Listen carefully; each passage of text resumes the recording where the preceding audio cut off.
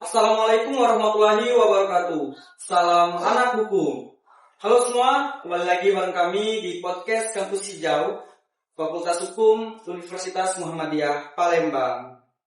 Di sini tempatnya informasi dan inspirasi. Saya Satria Wirayuda selaku podcaster pada segmen kali ini, serta bintang tamu kita pada hari ini, yaitu yang terhormat, mohon izin Bapak Haji Yudhistira Rusdi SHM Hum. Mungkin boleh disapa dulu teman-teman yang ada di rumah, Pak. Halo, Assalamualaikum warahmatullahi wabarakatuh. Saya Yudhistira dari Fakultas Hukum Muhammadiyah Palembang. Selamat siang, salam sehat selalu. Baik, izin Bapak mungkin biar lebih santai kita ngobrolnya. Satria izin panggil dengan sebutan Pak Yunis, Pak ya. Silakan.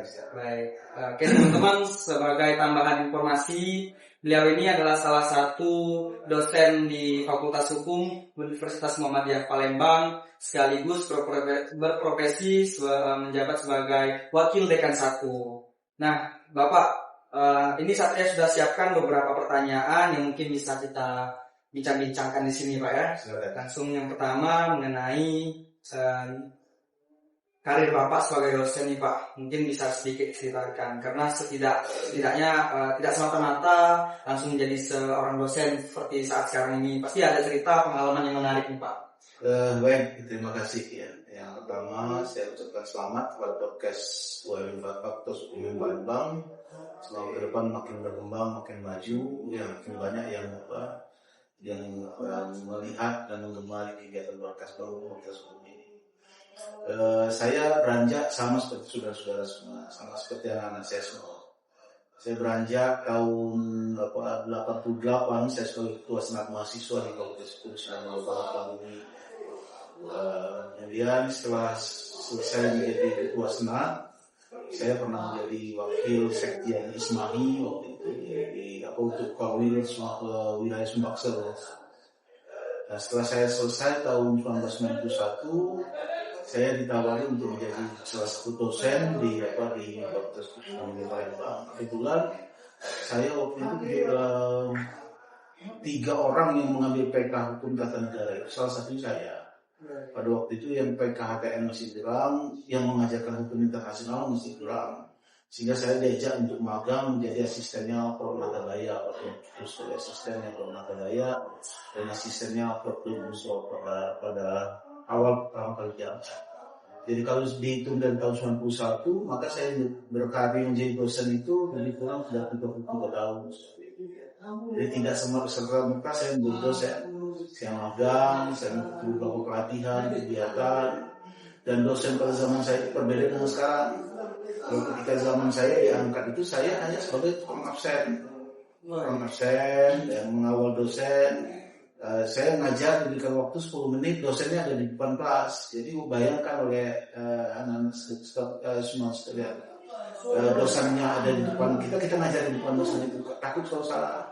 Berbeda dengan sekarang begitu dia S2 langsung diberikan kelas dan segala macam. Kalau dulu tidak. Saya magang itu hampir 4 tahun, magang dengan Prof. Natadaya, magang dengan Prof. Muso, magang dengan Pak Abu Bakar Muso waktu itu ya. Jadi saya gemetaran juga, keringat dingin juga menjadi dosen pada waktu itu. Memang kita diuji seperti itu, sehingga kita bisa menjadi dosen seperti sekarang. Berarti ketika kita mendapatkan tantangan seperti itu harus dicoba, Pak ya? Ya, kita harus berani mencoba, harus berani menghadapi tantangan apa ya. Tadi sedikit Bapak sebutkan bahwasanya Bapak adalah mengambil profesi HTN, Pak? Iya, saya kebetulan bagian program khususan saya bidang hukum tata negara. Kalau boleh tahu, Pak, di hukum ini ada berapa profesi, Pak? Kita ini kan ada tiga bidang di Muhammadiyah. Ada bidang hukum tata negara, ada program kajian hukum pidana, dan ada program khususan hukum perdata. Jadi di tata negara itu dibagi 2 lagi, ada hukum tata negara, hukum administrasi negara. Di hukum perdata itu juga ada hukum Islam, ada hukum perdata, dan ada hukum dibagi lagi, ada perkawinan, hukum adat dan segala macam. Kebetulan saya bagian hukum tata negara. Yang dari dulu memang peminatnya sepi peminatnya, karena dulu dosen-dosen hukum bidang hukum tata negara kilat semua, kilat semua. Dan memang dari dulu. Dan ada anggapan masyarakat yang salah bahwa hukum tata negara itu ruang kerjanya terbatas, padahal tidak. Di zaman perkembangan saat ini justru hukum tata negara itu yang dibutuhkan lebih banyak dibutuhkan. Baik, jadi teman-teman tadi sudah kita dengarkan bersama mengenai riwayat atau sejarah histori beliau sampai berada pada saat sekarang ini, dan tadi sudah dijelaskan sedikit mengenai hukum, bahwasanya hukum itu ada 3. Yang pertama kejurannya itu ada 3, perdata, HTN, dan pidana, Pak ya. Baik, selanjutnya Pak, untuk jenjang jabatan nih Pak, Satria dengar-dengar kemarin sempat menjabat sebagai Kapolri dan sekarang sudah diamanahkan untuk menjadi Wakil Dekan 1. Nah, apa sih Pak tugas dan tanggung jawab sebagai Wakil Dekan 1 ini? Seperti yang saya katakan tadi, saya bergerak dari awal ya, dari dosen biasa, kemudian saya pernah menjadi ketua bagian hukum tata negara, dan saya lama di bagian lembaga penjaminan mutu. Saya di lembaga penjaminan mutu Universitas Muhammadiyah Palembang itu hampir 9 tahun. Nah, kemudian saya setelah selesai di lembaga penjaminan mutu itu menjadi sekretaris pasca sarjana 1 periode. Kemudian setelah selesai sekretaris pasca sarjana, saya diminta untuk menjadi ketua program studi. Alhamdulillah, kepercayaan yang diberikan, amanah yang diberikan oleh Perserikatan, saya diminta untuk menjabat sebagai Wakil Dekan 1 terhitung sejak bulan Juli tahun 2024 untuk menjadi Wakil Dekan 1. Tugasnya berat. Dan struktur yang baru ini tugas Wakil Dekan 1 itu, karena sekarang Wakil Dekan itu cuma 2. Wakil Dekan 1 dan Wakil Dekan 2. Ya, Wakil Dekan 1 itu membidangi bidang akademik, pengembangan sumber daya manusia dan administrasi. Ya, jadi besar sekali tugas beban tanggung jawab dari Wakil Dekan 1. Oke. Nah, apa sih rencana atau strategi terobosan Bapak untuk meningkatkan FH dari sekarang untuk ke depannya? Ya, FH ini kan sudah punya nama besar. Ya, FH ini seperti pernah barangkali Anda sudah tahu sejarah FH. Nah, tantangan menjadi Wakil Dekan 1 ini bukan hanya Wakil Dekan 1, semua besar, sangat besar. Pertama, saya ingin mengembalikan marwah Fakultas Hukum ini. Kembali seperti di era tahun 80-an, era tahun 90-an, begitu hebatnya Fakultas Hukum. Kejayaannya. Itu tugas saya pertama. Yang kedua, saya ingin meningkatkan akuntabilitas pembelajaran. Akuntabilitas pembelajaran itu baik dari dosennya, mahasiswanya, proses akademiknya, itu yang harus kita tingkatkan. Yang kedua, salah satu tugas saya itu bagaimana dalam waktu tidak lama kita bisa mengkonversi dari akreditasi A menjadi akreditasi N2. Itu yang kita inginkan. Mohon doanya, dukungannya dari semua pihak, bukan hanya tugas dari pimpinan, tapi tugas kita semua untuk bisa mewujudkan Fakultas Hukum ini menjadi akreditasi. Berarti adanya kolaborasi di setiap jenjang ya, dari mahasiswa dan pimpinan. Iya, akreditasi itu kan bukan tugas pimpinan saja. Akreditasi itu tugas dari sivitas akademia. Karena komponen akreditasi itu kan 9 kriteria itu tanggung jawab masing-masing. Ada tanggung jawab dosen, tanggung jawab pimpinan, tanggung jawab mahasiswa, termasuk alumni di sana. Bagaimana peran serta alumni ini untuk bisa berkiprah di lembaga yang pernah membesarkan mereka. Baik, itulah teman-teman sedikit penjelasan dari mengenai strategi dan terobosan dari Bapak. Nah, Pak, bagaimana ketika kita menemukan tantangan nih Pak, seperti yang mungkin pernah terjadi di FH ini, maksud saya itu jalan keluarnya kita cari itu seperti apa? Ya, tantangan itu kan akan terus ada, terus berkembang. Tapi bagaimana kita mencari solusinya, ya?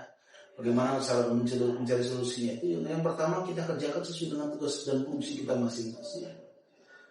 Saya sama seperti saudara-saudara semua. Saya bisa katakan lembaga kemahasiswaan. Jadi tugas kita itu kalau kita bekerja dengan tugas dan fungsi kita masing-masing, insya Allah apa yang menjadi tantangan itu bisa diatasi dengan baik. Dan kita punya merasa setiap apa yang diamanahkan kepada kita itu kita laksanakan dengan baik, karena itu bagian dari tanggung jawab. Oke. Mungkin ini yang terakhir Pak mengenai pandangan Bapak untuk mahasiswa. Saya ingin minta agar Bapak berikan pesan untuk mahasiswa, baik mahasiswa baru dan kating-kating yang di atasnya, apa harapan dan pesan Bapak mereka? Ya, mahasiswa sekarang itu berbeda dengan zaman kami. Kemajuan teknologi dan informasi ini menyebabkan adanya perubahan dalam proses mahasiswa.